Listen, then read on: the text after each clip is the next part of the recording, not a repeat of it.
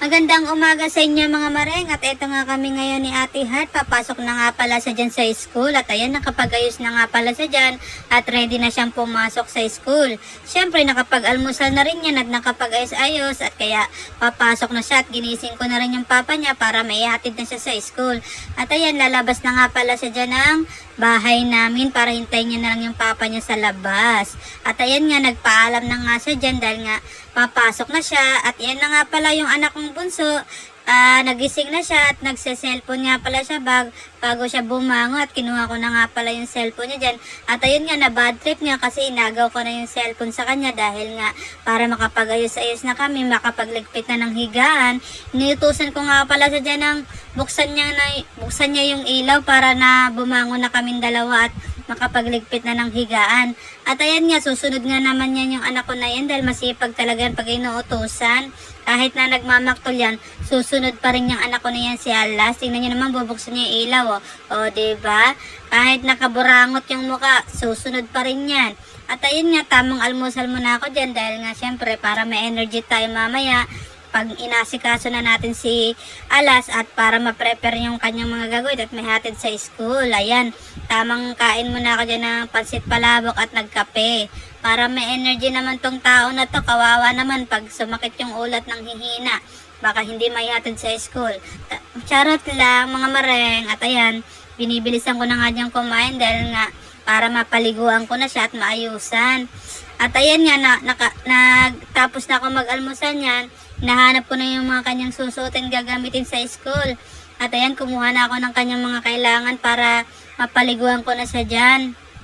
Bago ko nga pala siya paliguan dyan, syempre pine-prepare ko na yung mga kanyang susuotin para hindi na ako ikot ng ikot kakahanap ng kanyang mga susuotin.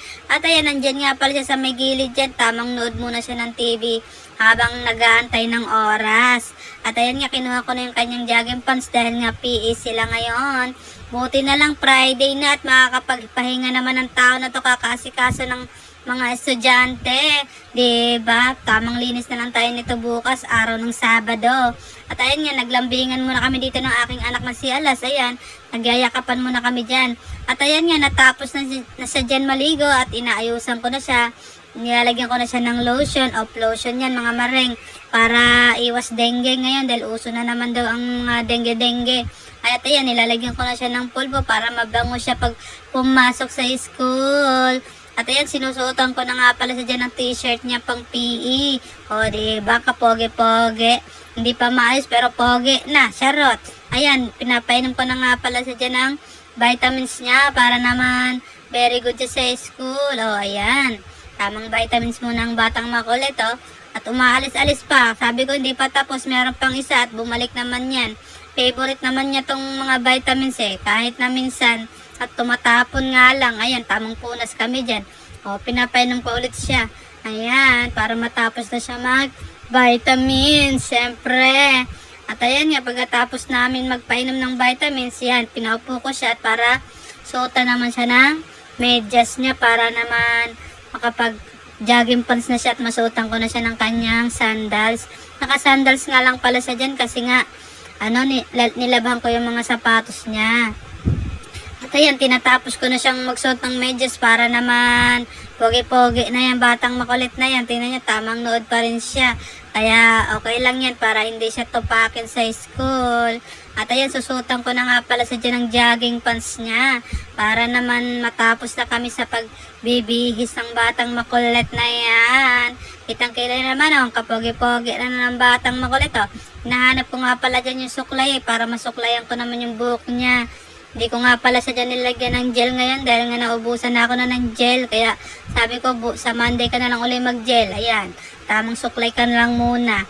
O diba, kapogi-pogi na ng batang makulit. O, ayan, siyempre, susutan ko na nga sa dyan ng sandals niya.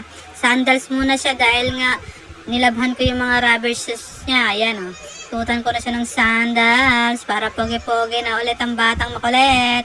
O ayan, natapos ko na nga pala siya dyan suotan. O diba, pogi na. At syempre, prepare ko naman yung mga kanyang baon sa school. At para ilagay sa kanyang bag. Ayan.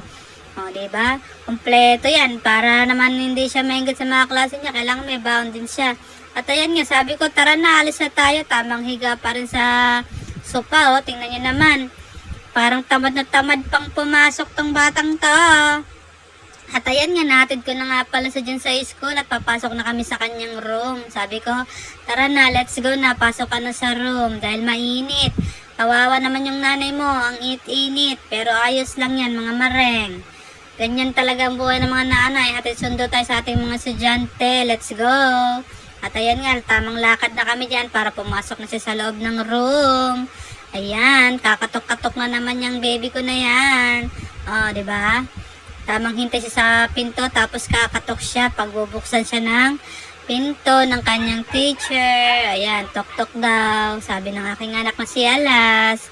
Maraming salamat nga pala sa palaging nanonood ng aking vlog. God bless po palagi sa inyo. At ayan nga, nakauwi na ako ng bahay at andito na nga tong si Ate Heart galing school. Pagod na pagod yan. Oh, ha? Tamang tawa lang, oh. Nakapi'i lang din siya. Tapos maraming salamat sa mga nanonood.